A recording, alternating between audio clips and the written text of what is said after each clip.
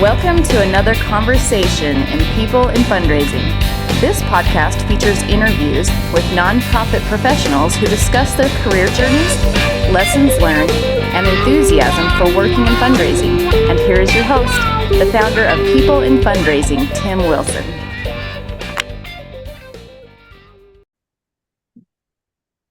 Hi, everyone, and welcome to another conversation in Season 4 of the People in Fundraising podcast series. I started this about 2.5 years ago to interview people across the social impact sector, get a sense of the roles they hold, but also the passions, the learning, and the fulfillment that they get from working in fundraising, social impact, advancement work. And today it is Monday, July 29th, 2024, and I am so delighted to welcome my very first manager at Weber State University, Erica Marken, to our program. Hi, Erica. Hey, Tim, it's great to be with you. Like you said, I'm Erica Marken, and I'm now Development Director at Utah Clean Energy. Wonderful. Thank you for joining us. I would love to hear more about the role you have at Utah Clean Energy. It's very directly related to development and also the work of Utah Clean Energy itself when we get to that point. So, as I always do with my guests, the first question is, please share with our audience how you entered the social impact sector.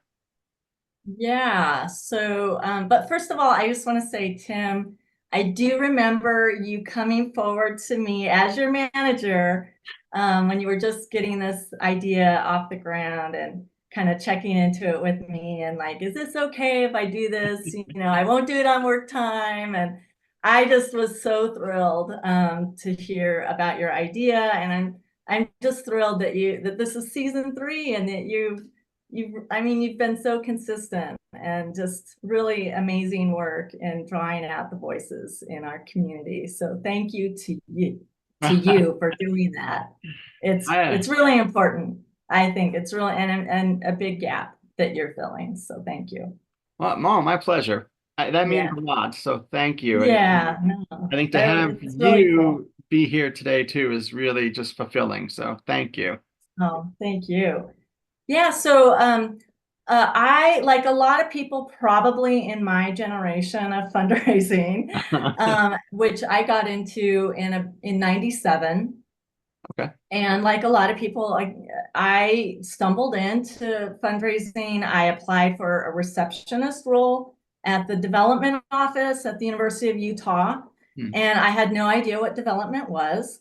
And, fast forward, I got the job, and a few months into it, I started looking around and I noticed prospect research, and it looked really intriguing to me.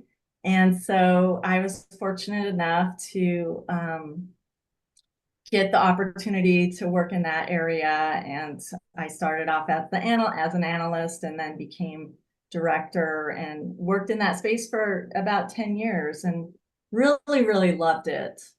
Yeah. And then I wrapped up an MBA and was ready to be more people facing and decided to get to meet the characters and personalities that we get to research. Sure. And so that's been really fun to make that transition. And I know from some of your other podcasts that others have made the intentional decision to stay in prospect research, and certainly admire that as well. But it has been rewarding for me to make that shift. And I feel proud of my background and that skill set and having that as well. Like, I feel like it's really given me an advantage over the years. And also, just bringing that perspective into, definitely. And from receptionist role too, like bringing in that perspective, like the whole kind of range. Yeah. And then there is another element that I just want to give a shout out to my parents, who, my mom and stepdad, when I was going to college, I had a big funding gap. And they really helped me out. with getting Yeah. into college of my choice with some funding. That Mm. we were not a wealthy family, and they helped me out. And I'm sure could have used the money elsewhere. Sure. And I realized, and I don't want to make this about me, but I realized a number of years into my career that I was able to kind of pay them back, or pay it forward or something. Sure. I don't know how to exactly phrase it, but I did a lot of work in my role at the University of Utah in raising funds for scholarships, and Mm. especially for students who were under-resourced and minority students, many students who were first gen, many students. And I've through that work, I was able to help many students go to college. Yeah. And that just gives me a lot of meaning. And I'm Oh, grateful to have been able to do that. yes. Also see firsthand we talk about in higher ed the cascade effect of one person in a family getting an education and how that can affect the whole family. And I've seen that. I've seen parents go back to school and get an Yeah. education Yeah. and transform their economic outlook. I've seen siblings, then get turned on to higher ed as well. So, so it's been an amazing journey. Yeah. Well, that's beautifully put. I love the tribute you gave to your mom and stepdad, and then the great return on that investment from them to help launch, for you to finish your collegiate studies and then get you on a path, a little firmer footing for your career, that then you're able to take it kind of not full circle, but impact other people, the ripple effect of that Yeah, on and yeah. on. Yeah, it's Yeah. yeah. And it wasn't, maybe it was subconscious that happened. I mean, it's not like I went into it to pay them back, but Right. but it was a good feeling when I realized, oh, I think I am, um paying it forward. So Definitely. yeah. Definitely. And so you've been, as you talked about now, you've been in the field for 25 plus years. You've Yeah. done the people facing as an admin, you've done the analytical with prospect research, and again, back to the more public facing roles. So, yeah, I think that just speaks to the well-roundedness that you have in your career and that you bring to your roles.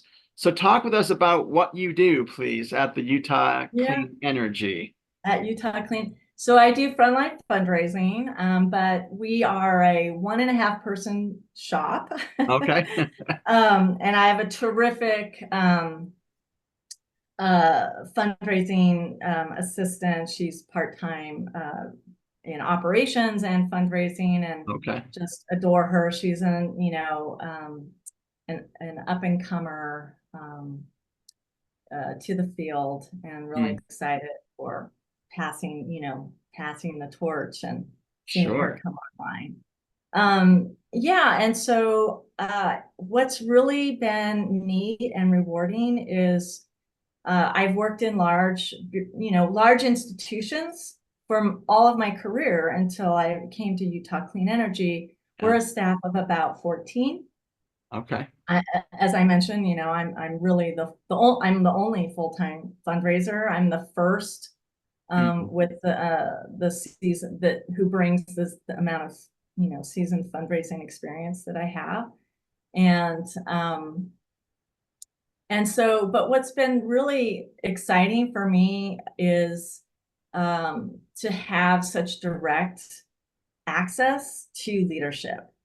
So I work Yeah. so closely with my CEO, and we are doing visits together, and I have frontline access and relationships with the leading donors to our organization. Wow. Whereas, in higher ed, and even if you're in, even if you're in senior leadership and fundraising, there's too many people. You don't Yeah. have that amount of connectivity. Yeah. your donors. And certainly, um, kind of if you're mid-career fundraising professional, you likely don't get access at all to, Right. your larger donors. Right. And so that's been really neat, and a really neat experience. And I feel like my skills have been refined in a really rewarding way. Oh, good. That keeps my learning going, and Yeah, keeps stretching me in a way that I like. that's critical. Yeah. So would you like me to tell you a little about Utah Clean Energy? Yeah, I'd love to hear, please. Yeah, so I'll just touch. So yeah, Utah Clean Energy, we are all about accelerating the transition to clean energy. And by clean energy, I mean, it's everything that you might think of traditionally. It's solar, it's wind, but it also includes nuclear. So, some people, it's definitely a loaded topic. Sure. And then there's a lot of interesting work being done in Utah, actually, around enhanced geothermal, they call it. Oh. And it's used tapping into the heat of the earth in the ground. Oh, interesting. And I don't want to try to get into the details of it, but it's actually looking really, really promising. And it may very well be competitive with nuclear in terms of cost and speed in which you can bring them online. Yeah. So hopefully, we won't have to have that debate. Well, I've read a little bit, not in preparation for our conversation, because I wasn't thinking nuclear in this context, but I read an article like in either the Atlantic or the New York Times earlier this summer, and it said that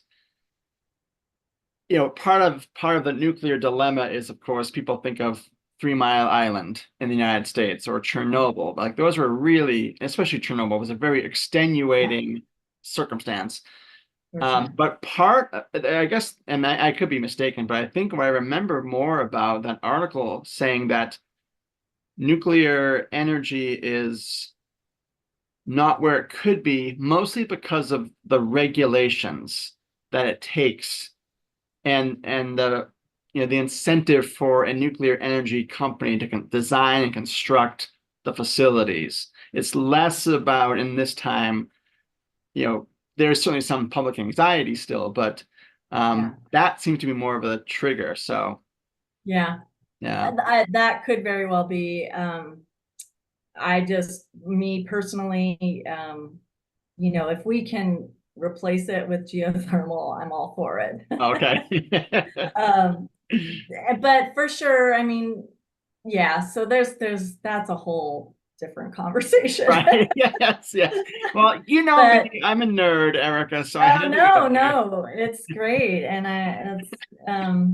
But I will touch on, and because this was a real insight for me that I didn't really know until I got to working with Utah Clean Energy, was because you think about climate change, right? And it just, in a way, it's like, wow, this is so overwhelming. Like, sure, I can put solar panels on my roof, I can drive EVs, and right. But really, like, we need system-wide change. And that's probably going to have the biggest impact. And so what Utah Clean Energy is doing, and other organizations, throughout the country and the world, they break it down into really four. Well, we've broken it down into 4 buckets, and they are electrifying our grid so that it's 100% fueled by clean energy. Because of course that has a cascade effect, right? Throughout how everyone is using electricity. So imagine if we just cleaned that up alone, would have a huge impact. The other one is helping accelerate the transition and adoption of electric vehicles. So that's another one. And a third bucket is And it's not the sexiest one, but it's decarbonizing homes and buildings. So Oh, that's, all the weather stripping, putting insulation in your homes.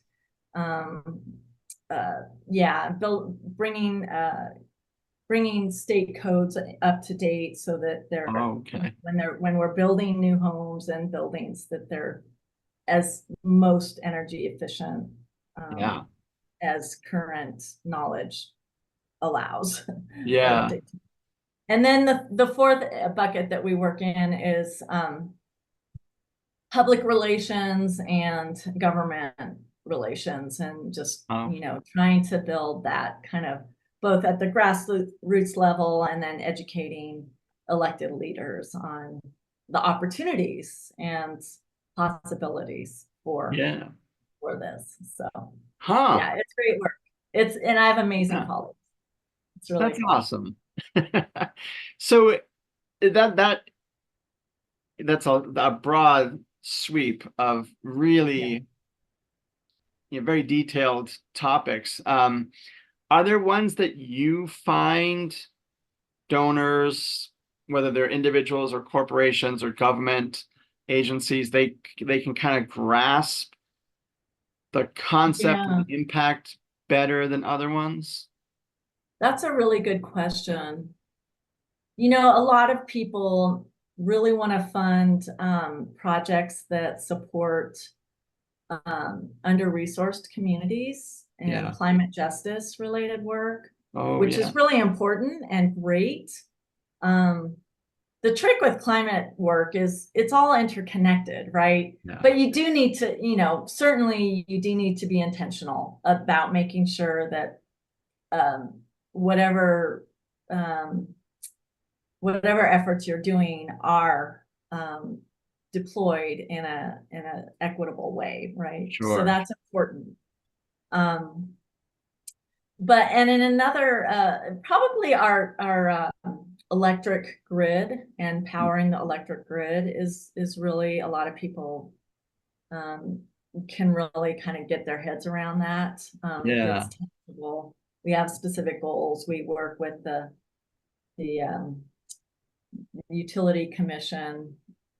And so, yeah, there's pretty tangible things that we can point to there. Oh, okay. But also, a lot of our work is hard to kind of, point specifically like this thing. Right, right. It's very high level work that we're doing. So when we have a win, I like to say, when we have a win, we affect millions of people. We Sure. expect the whole state and possibly beyond.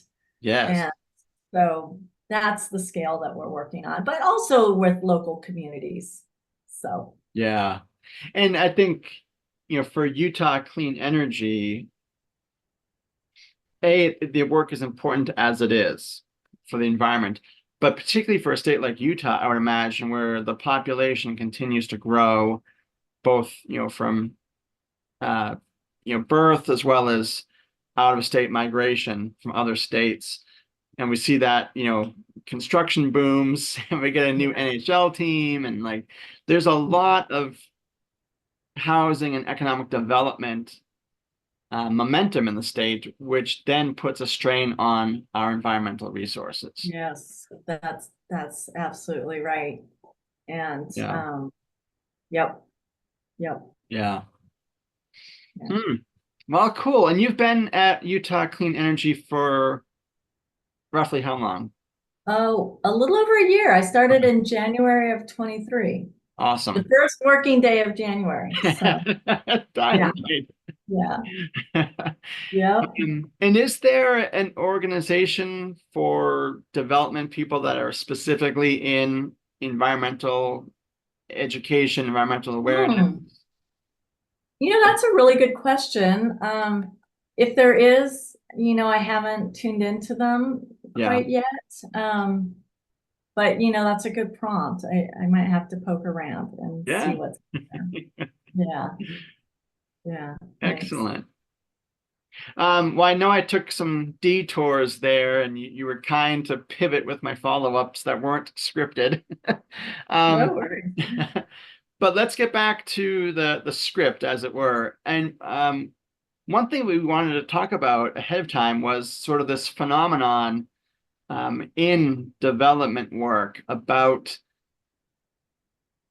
organizational fit, finding value with career and institutional pivots, and the resilience to lessons that people can learn through those experiences. So I wondered, for you, having what about that topic has interest for you that you'd like to share with our audience? Yeah, so you're very polite. Yeah, I had a little of what do they call it? A career stumble. That it was just not a good fit, is what I finally came to. I was really excited about the opportunity, and it just ended up not being a good fit. And so, never in my wildest dreams would I ever think that I would stumble into a role where I wasn't a good fit. I always kind of prided myself that I could, I'm pretty flexible. I've worked with people a lot, I just Yeah, figured I could pretty much roll with anything. sure. So, as it turns out, not so much. Um, which is fine and it's great. And so having that experience, I don't know that I would wish I could say, well, wow, I came away and I faced that fear of like feeling like I needed to leave a job before you know, before I expected to, or kind of Sure. making this call for myself that I needed to, that it wasn't a healthy environment for me. And I wish, I could, in retrospect, say, oh, yeah, I faced that fear and that fear no longer exists. Right, right. But, Wouldn't we all like to? but, Yeah, but no, but I think it was a really great, it was the insights that it gave me was, there actually are a lot of people out there who have experienced this, yes, many of whom you would never guess have yeah, had experience like this. totally. And it's really only until you yourself have had that people, at least in my experience, that people really volunteer Mm. the information. And like it was kind of that crowd of people that really stepped forward and supported me. And Yeah, and so that was nice to kind of just discover that I I will say, the organization that I left they did right by me, I have to say, and they gave me a decent exit package. And so I did have a buffer time of needing to find another role.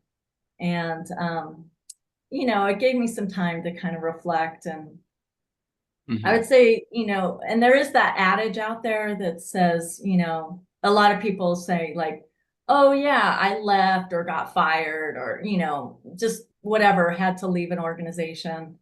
And it was the best thing that ever happened to me. Right. And you're like, oh yeah, whatever.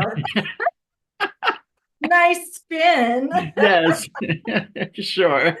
But I have to say, I had been poking around in the climate, wanting to transition over to the climate space for a number of years, honestly, and Oh, okay. had been poking around for a while.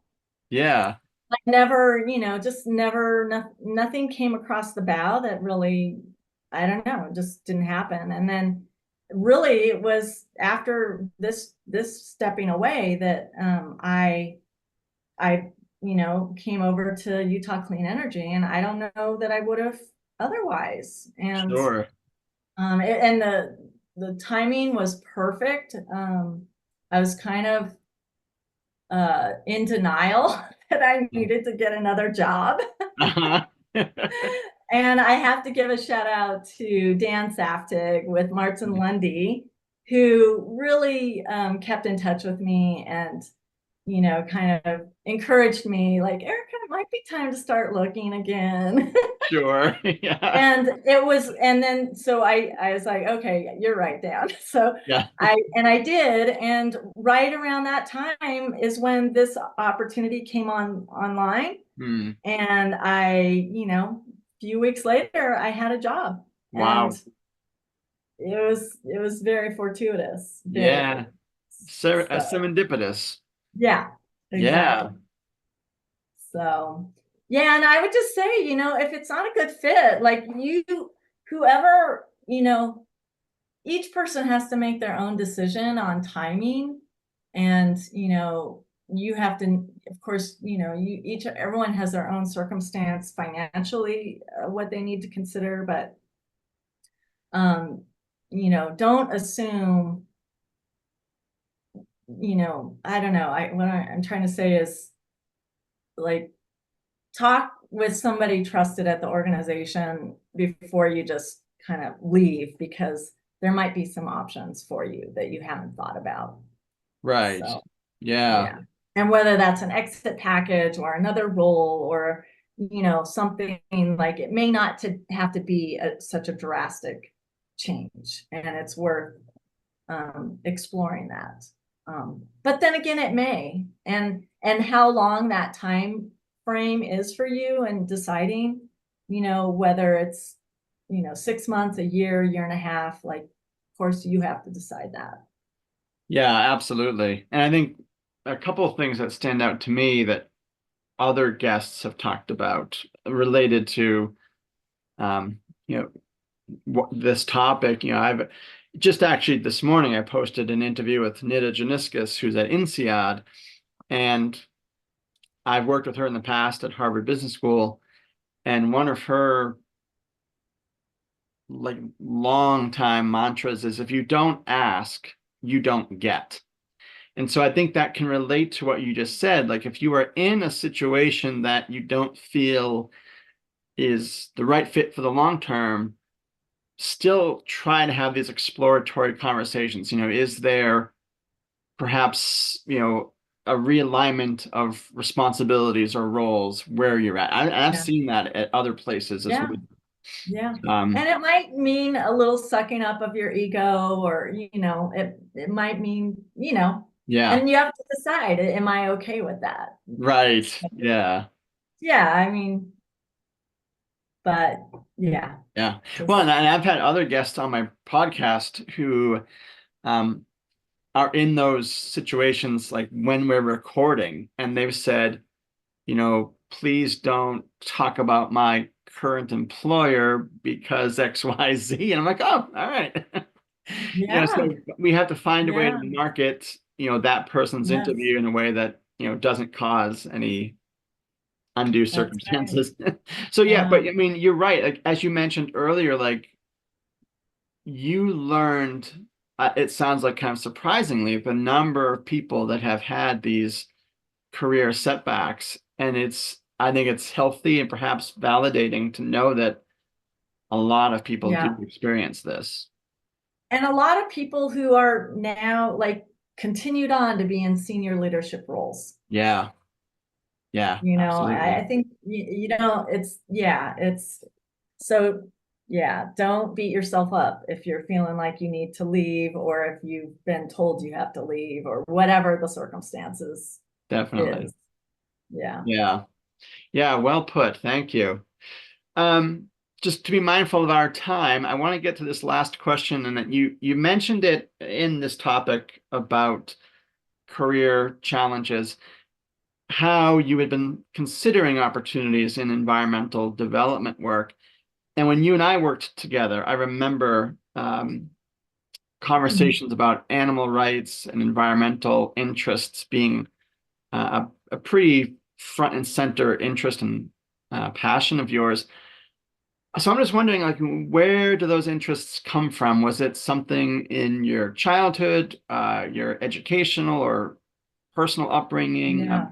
What about it? You kind of planted those seeds to get to where you are today. Yeah. No, thank you. Fundamentally, I think I care about um, healthy communities, a healthy planet.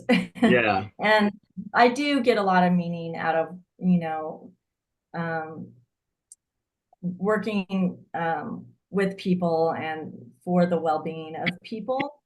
Um, and so I think for climate work, what is nice for me is that it connects all the dots between people, animals, plants, uh, animate and inanimate objects. sure. Yeah, that's Like true. we all win when we have a healthy climate. Like we all win. Yes. And um and so that's I don't I like any I don't know if this is still a thing, but back when I was growing up, there was National Geographic Kids, which I know is out there still, and I loved that. Yeah.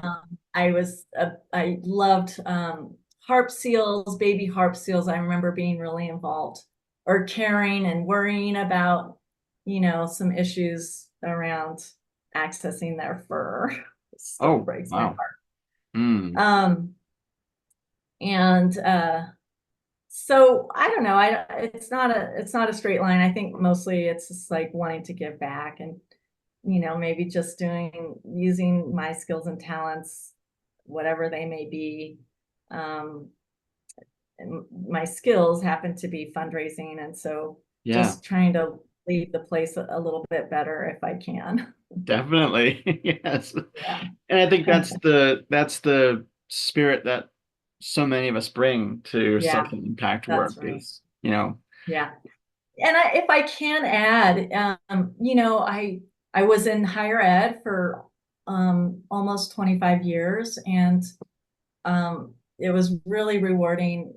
Built out some scholarship programs that place students with mentors in the field that the students aspired to, um, and so really saw the impact of education, as I mentioned earlier. yeah, And that was really rewarding. And then, yeah, and I just felt like it was time to kind of pivot. And yeah, yeah, so yeah, just fortuitous, serendipitous, meant to be, any yeah, one of those yeah, yeah, sentiments. Yeah.